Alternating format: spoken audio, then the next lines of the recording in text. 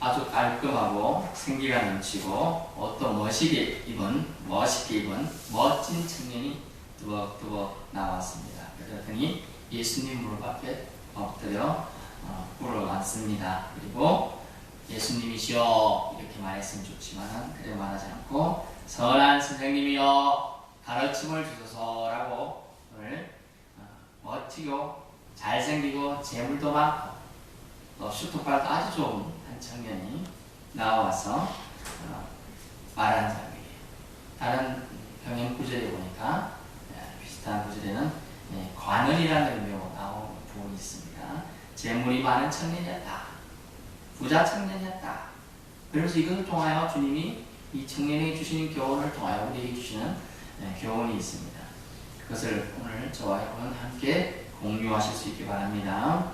부자 청년은 몇 가지를 오해했어요. 그 오해 때문에 그 오해를 정정함을 통하여 우리가 갖고 있는 하나님에 대한 관념과 구원에 대한 관념을 정정할 수 있는 귀한 시간이 되리라 믿습니다. 첫 번째 부자 청년의 오해는 무엇입니까? 선하다는 기준이에요. 선하다. 오늘 선하다라고 사용된 단어 17절에 이렇게 나옵니다. 예수께서 길에 나가실새 한 사람이 달려와서 꿇어 앉아 묻자오되 선한 선생님이여 굿 티처 이랬나요? 굿 티처. 굿이란 단어예요. 굿이 뭐냐? 우리나라 한글에 한자로 굿 이랬는데 그건 뭡니까? 무당들이 하는 굿이고 이 굿은 좋다, 선하다 그런 단어입니다. 이 말에 대한 오해였습니다. 선한 선생님이여 이렇게 했어요. 만약 선한 예수님이시여 선한 하나님이시여라고 했으면 얘기는 닫았을 거예요. 그러나 그는 선한 선생님으로 그를 칭했습니다. 청년은 한 사람이라고 표현된 이 사람은 예수님을 최고의 선생님으로만 알고 있었던 것입니다. 선하다만 오직 하나님께만 해당되는 단어입니다. 사람 중에는 완벽한 절대 선한자가 없기 때문이죠. 그래서 주님은 선한 선생님이라는 칭호를 받기를 거절하셨습니다. 만약 그를 하나님이라고 칭했다면 하나님이시니까 그걸 받아들일 수가 있죠. 그러나 그는 선생님으로서 칭하면서 그렇게 표현했기 때문에 왜냐하면 인간으로서 선해질 수 있다고 사람들이 오해할 수 있어요. 인간으로서는 선할 수가 없습니다. 왜요?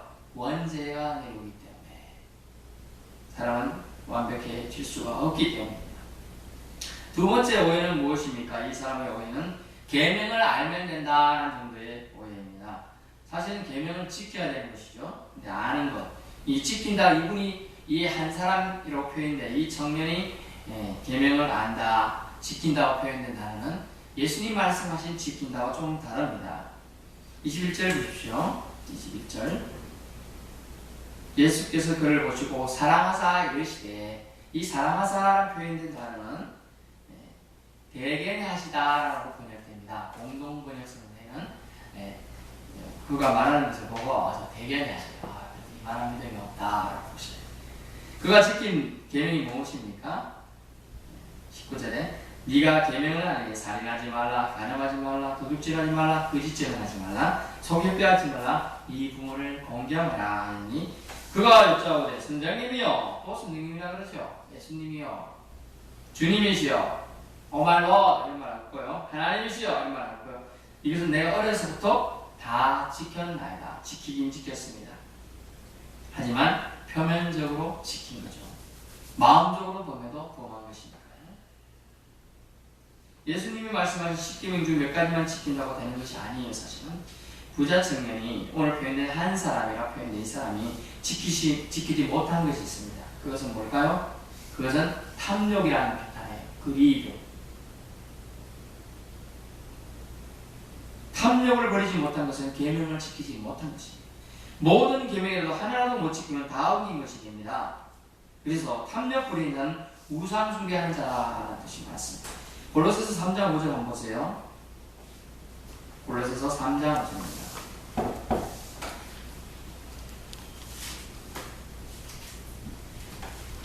신약 327쪽입니다. 골로새서 3장 5절입니다. 그러므로 땅에 있는 지체를 죽이라. 곧 음란과 부정과 사욕과 악한 정욕과 탐심은 우상 숭배니라. 우상 숭배에서 그랬네. 모든 것들 악한 종족, 잠시, 탐욕 이런 모든 것들은 우상 숭배와 같다라고 말하고 있어요. 그래서 그래서 성기서는 안 된다. 탐욕 부리지 말아라. 에베소서 5장 5절 보세요. 에베소 앞으로 넘겨서 에베소서 5장 5절.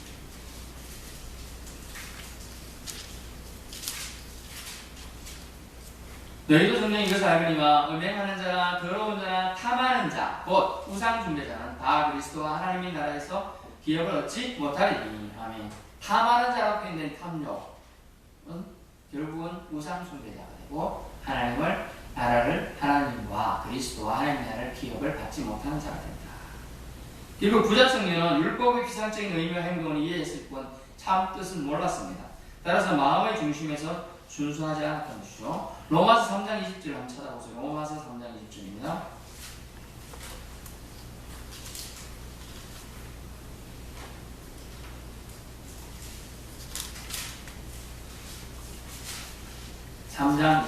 같이 봅니다. 신약 243쪽입니다. 로마서 3장 20절입니다. 시작. 그러므로 율법의 행위로 그의 앞에 의롭다 하심을 얻을 육체가 없나니 율법으로는 죄를 깨달음이니라. 아멘.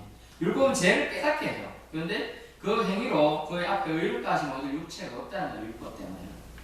그래서 율법 외에 하나님의 한 의가 나타났으니 율법과 선지자에게 증거를 받은 것이 곧 예수 그리스도를 믿음으로 말미암아 모든 믿는 자에게 미치는 하나님의 의인이 자비되었다. 예수 그리스도를 믿는 의가 필요하다는 얘기하고, 따라서 마음의 중심에 순수해야 된다. 율법의 지향점은 무엇입니까? 완전한 사랑이에요. 로마서 13장 10절에 표현된 사랑은 율법의 완성이니라. 사랑이 율법의 완성이라는 거예요. 사랑이 비록 안 된다, 안 됐다. 사랑 비록 안 된 게 뭐가 있어요? 이 청년으로 표현된 이 한 사람은요, 주님이 뭐라고 얘기하고 있습니까? 21절. 예수께서 그를 보시고 사랑하사 대견하여 하시며 이르시되 네게 아직도 한 가지 부족한 게 있으니 네 가서 네게 있는 것을 다 팔아. 조금 팔아가지고 다 팔아. 가난한 자들에게 주라. 그리하면 하늘에서 보화가 네게 있으리라. 그리고 와서 나를 따르라 하시니 뭡니까? 재물을 팔아 나눠주는 게 뭐죠? 이웃 사랑이에요. 그 사랑의 실천이었어요. 실천이 빠진 사랑, 실천이 빠진 율법, 그것을 경계하고 있습니다. 그 한 청년, 한 사람은 그것이 부족했기 때문에 주님은 그것을 말씀하셨습니다. 그리고 주님의 말씀이 거짓말이 아니면 뭐라고 하면 내게 있는 것을 다 하나님께 주라. 그리하면 하늘에서 보화가 내게 있으리라 했는데, 오늘 본문을 우리 좀 뒤편에 보세요. 30절 29절 끝부터 보면 나와 부모나 집이나 형제나 자매나 어머니나 아버지나 자식이나 전토를 벌인 자는 현세에 있어. 이게 영생에 있어. 사후에 있으라고 표현이 안 돼 있어요. 지금이란 뜻이에요. 현세가 지금의 집과 형제와 자매와 어머니와 자식과 전투를 100배나 받는다. 지금 받는다. 지금 받는다는 얘기예요. 지금 나를 위해서 이런 것을 버릴 줄 알고 포기할 줄 알고 내려놓을 줄 알면 지금 집도 형제 자매 어머니 자식 전투 100 그런 것도 100배나 받게 된다. 우리가 30배 60배 100배를 알잖아요. 여기서는 분명히 막아보고 싶잖아요. 100배나 내게 하나님 더 하실 거라고 축복을 말씀해 주셨어요. 그런데 이 청년은 어떻게 했습니까? 그 사람이 재물이 많으로 이 말씀이나 슬픈 기색을 띠고 근심하며 가니라. 아멘. 그렇습니다. 그는 계명을 알았지만 실천까지 이르기는 힘들었습니다.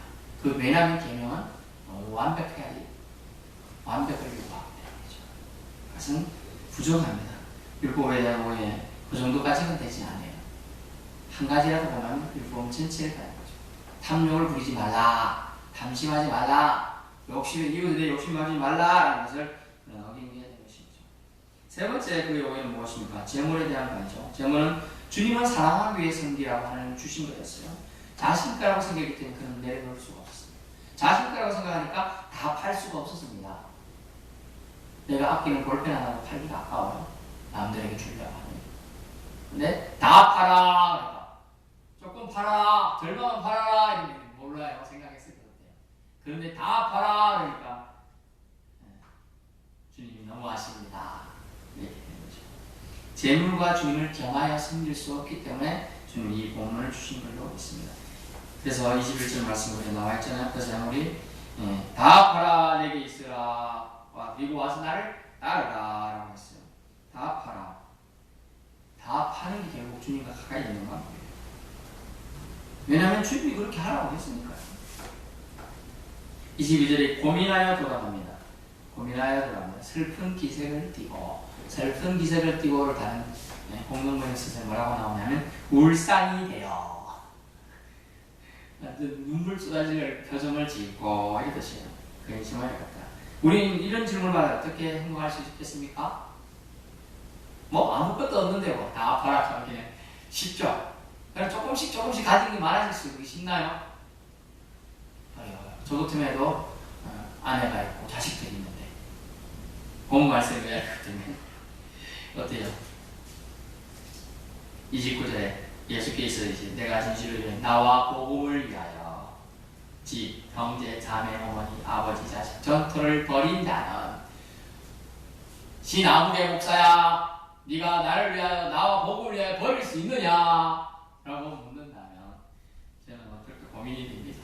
저도 근심하게 가지 않을까 싶습니다. 그러나 주님 저희 부족함을 아시고 불쌍히 여겨 주옵소서라고 기도합니다. 하지만 주님은 현세 있어 라고 하면서 반전시키시죠. 그렇게 순종하면 하나님 설마 다 뺏으라고 했겠느냐? 그게 아니에요. 너희 믿음을 거두고 재물관을 증정하기 위해서 이 일을 하신다. 그러므로 우리는 주님이 말씀하시는 의미를 잘 이해해야 됩니다. 재물관, 우리는 재물이 우리 게 아니에요. 하나도 우리 게 없어요.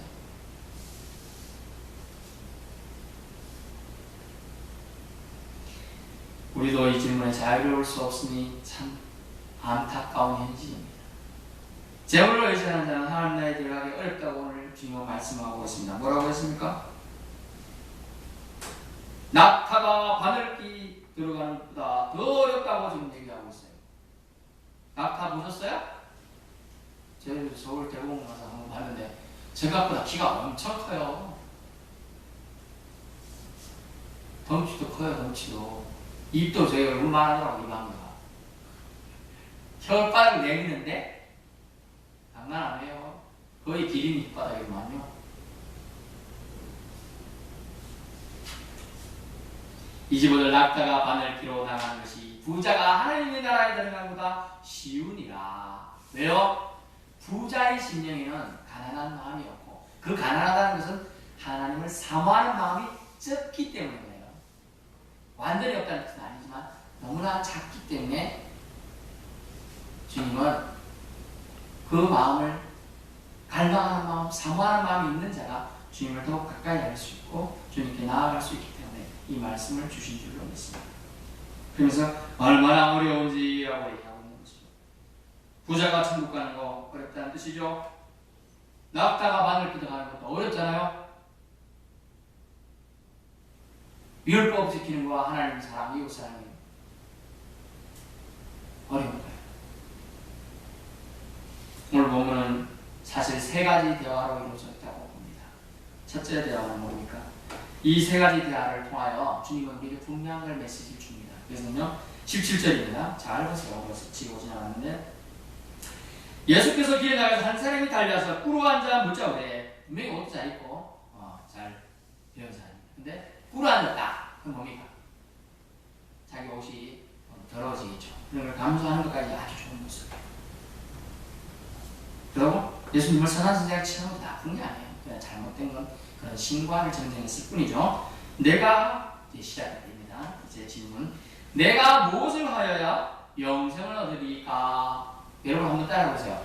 내가 무엇을 하여야 영생을 얻으리까? 이 질문이 있었어요. 그것이 영생을 얻으리까? 이 영어를 보니까 inherit. 내가 무엇을 하여야 상속받을 수 있습니까? 이런 얘기예요. 그럼 영생이 뭐예요? 결국 영생이? 구원이죠. 구원에 대한 길을 주님 제시하기 위해서 이 부자 청년의 예를 들고 계십니다. 그리고 그 사건을 이 마가가 기록해 둔 거예요. 26절입니다. 그 질문에 대해서 의문에 잡힌 의심이 생긴 질문에 마음속에 일어나는 제자들이 있었습니다. 26절 제자들이 매우 놀라 서로 말하되 그런즉 누가 구원을 얻을 수 있는가 하니 따라해볼까? 누가 구원을 얻을 수 있나? 누가 구원을 얻을 수 있나? 그렇습니다. 내가 무엇을 하여 영생을 얻으리까 하는 제자들은 그러면 누가 구원을 얻을 수 있겠는가? 라고 질문을 또 회의에 차서 던지는 거예요. 그럼 모두 잘 하나도 없잖아. 근데 27절 주님의 말씀하십시오. 예수님이 답변 세 번째 답변.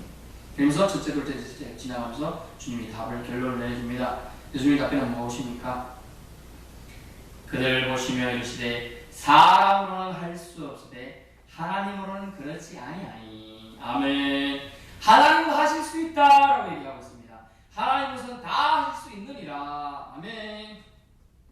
인간 한계를 그러므로 인정하고 너희는 받아들이라. 예수님의 결론은 무엇입니까? 사람은 안 된다. 그러므로 너희는 도움이 필요하다. 그 도움은 천지를 지으신 여호와께로부터 오는 도움이다. 그러면 너희는 복음을 믿고 받아들이라. 복음은 바로 예수 그리스도 자신을 말하는 거죠. 너희를 구원하게 온 이 사람을 받아들여라. 그 얘기예요. 하나님께서는 낙타가 바늘귀 구멍같이 보이지도 않는데도 들어가게 하실 수 있다는 거예요. 우리 농담삼아 말하잖아요. 냉장고에 코끼리를 어떻게 넣을까? 첫째, 냉장고 문을 열고, 두 번째, 코끼리를 죽인다. 그 다음에 냉장고에 넣는다. 문을 닫는다. 끝. 우스갯소리지만 아주 우스갯소리가 아니에요. 하나님의 입장에 보면 그게 가능한 거예요. 가능. 우리 인간의 생각은 도저히 코끼리 이만한 덩치가 어떻게 냉장고에 들어갑니까? 그냥 더 사고를 넣으면 되죠. 냉장고 문을 열었습니다. 코끼리보다 더 큰 냉장고를 만듭니다. 거기다 코끼리를 넣고 되는 것이죠. 우리의 생각을 바꾸면 돼요. 냉장고는 요만한데 코끼리가 크다고 생각하면 못 들어가는 거지. 그래서 이 번역을 어떤 사람들은 약간의 이단들은 어떻게 번역했느냐. 그때 받을 끼는 이만했다. 우리가 출입하는 문만큼 컸다. 그 문을 비교하는 거다.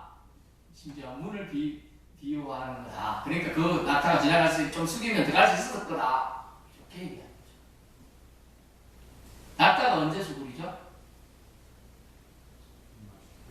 물 마실 때. 또 낙타는 앉아서 자요? 누워서 자요? 서서 자요? 서서 자요. 서서. 그러니까 수굴이는 낙타가 거의 불가능한 동물이에요. 물 끓고 두들기 맞고 이렇게 짐실할 때만 유일하게 그러는 거예요. 동물이 걔가. 그 수굴에서 들어간다는 자체도 다시 말이야. 그러므로 주님은 뭐라고 말씀하시냐. 하나님만 하실 수 있는 능력이라는 거죠. 구원은 하나님께만 속했다. 구원관을 지금 청년의 이 나와 질문한 선한 선생님이요. 내가 무엇을 해야 할까 할 때 내가에 주목해야 돼요. 우리가 뭘 해서 영생을 받을 수 있는 게 아니라는 걸 주님은 말씀하시기 위해서 이렇게 긴 본문을 할애해서 찾고 있는 것이죠. 구원관을 증명해 주고 있습니다. 에베소서 2장 8절을 찾아보세요. 에베소서 2장 8절입니다.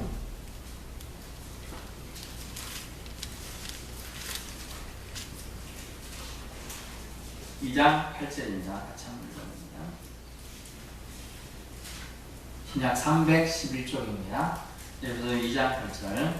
너희는 그 은혜의 믿음으로 말미암아 구원을 받았으니 이것은 너희에게서 나는 것이 아니요 하나님의 선물이라. 아멘. 결국 구원은 무엇이라는 얘기입니까? 하나님의 선물이라는 것이죠. 선물. 자기 힘으로는 구원받을 자가 없다는 얘기예요. 선물 받는 사람만 받죠. 선물. 어떤 사람은 똑같이 쭉 서 있어도 누군가 와서 보면 자기가 주고 싶은 사람만 선물이 2개밖에 없다. 근데 10명입니다. 2개밖에 못 주니까 주고 싶은 사람 주는 거예요. 인간의 공덕은 구원을 얻기에 미약하다. 엄격히 말하면 아예 없다. 힘이. 부자나 가난한 자 모두 그렇다. 동일합니다. 하지만 하나님께서 죄인을 위해 베푸신 잔치에 자기 모든 일을 포기하고 참석하는 것은 구원의 반열에 들어갈 수 있는 것이다. 그 베푸신 잔치가 무엇입니까? 오늘날로 말하면 예배예요. 예배에 나온 사람들만 누릴 수 있는 거예요. 방 안에서 TV 보고 예배 드린다. 특수사정 막 아프고 꼼짝도 못하는 사람들은 해당되지만 그 외에는 해당이 안 됩니다. 하나님을 우롱하는 거예요. 그게 다.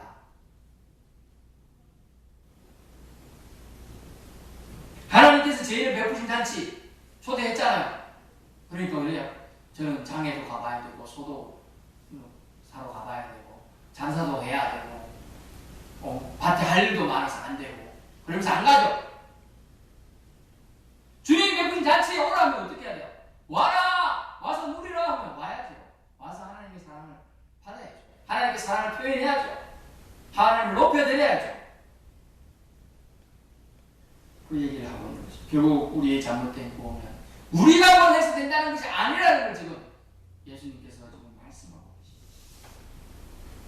하나님께로서 된다. 하나님께서는 하실 수 있다. 이라고 얘기하고 있는 거예요. 오늘 본 말씀에서는 구원가를 증명합니다. 자기 힘으로 구원을 받을 자가 한 명도 없다니. 그러므로 너희는 너희 약함을 인정하고 주님께 나와야 된다. 주님의 선하심을 구해야 된다. 그렇게 얘기합니다. 재물가는 뭡니까? 하나님 나라는 재물로 못 간다는 것이죠. 29절 30절 보십시오. 내가 진실로 너에게 이르노니 나와 복음을 위하여 버린다. 사랑은 더 자꾸 버리는 거, 더 가지지 않는 자꾸 버리는 거예요. 주는 거예요. 그런데 그 주는데 주고 버리다 보니까 하나님은 더 자꾸 더 쌓아 100배나 준다는 거예요. 지금 한 개도 많은데 2개, 3개, 100개 엄청나게 쌓아 주시겠다. 하나님 위해서 내놓으면, 하나님 위해 헌신하면, 하나님 위해서 시간도 내놓고 물질도 내놓고 공간도 제공하고 그런 사람에게 머리 사고까지 하나님의 생각으로 가득 차게 되면 하나님이 100배나 더 희생해서야 죽어서 준다니 뭐 아유 못 받겠지. 근데 지금 현세라고 분명히 말씀하시는데 살아있을 때 복락을 누리는 참된 부자가 되게 해주겠다라고 얘기하고 있습니다.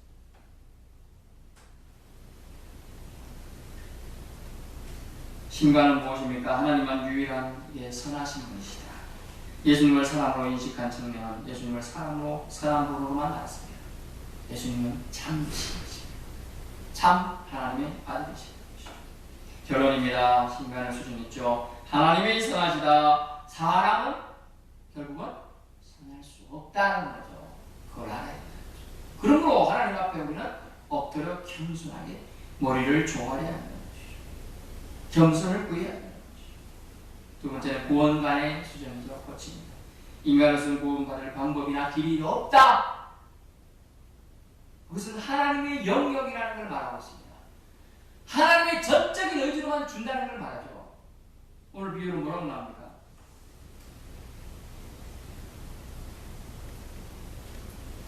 하나님의 전적인 영역. 낙타가 바람을 피고 나아가는 것이 부자가 하나님 나라에 타는 것은 쉬웁니다.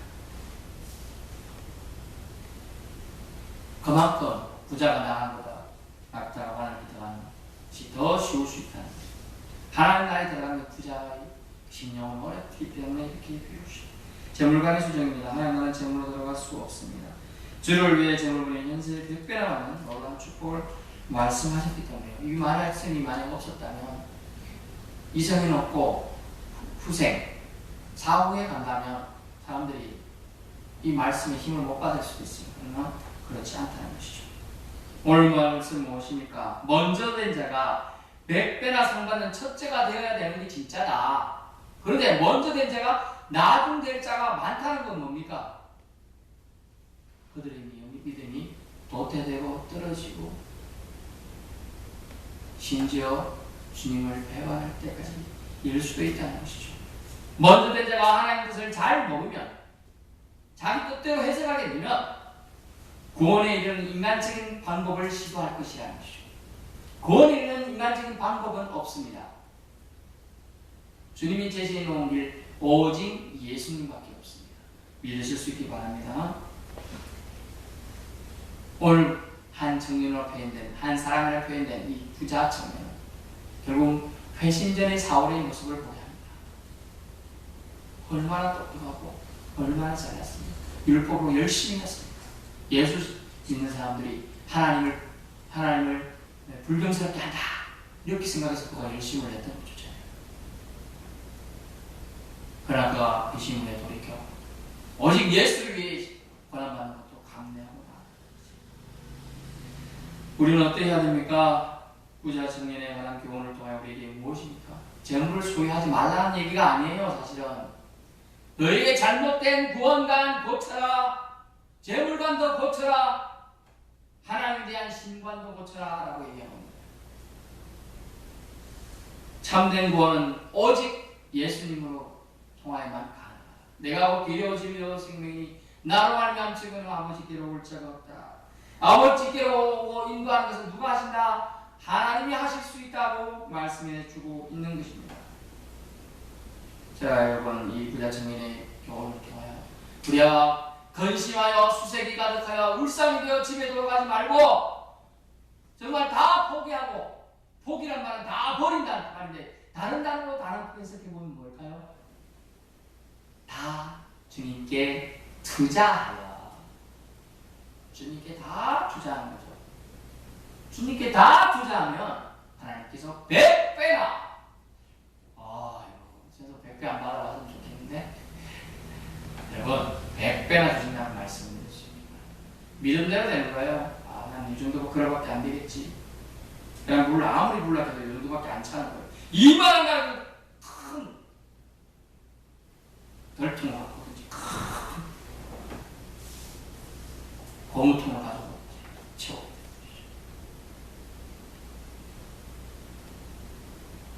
주님 안에서 우리가 온전히 하나님 말씀만 우리의 삶이 되어야 되는 거죠. 그러므로 먼저 된 자는 나중되고 나중되는 먼저 될 자가 많다라고 말씀하시면서 우리의 믿음을 정확하게 해라라는 얘기예요. 표면적인 믿음, 외식적인 믿음 이제 버려라. 내가 주님을 사랑합니다. 사랑하는 분을 그러면 제대로 좀 보여봐라 라고 말씀합니다. 기도드리겠습니다. 하나님 감사합니다.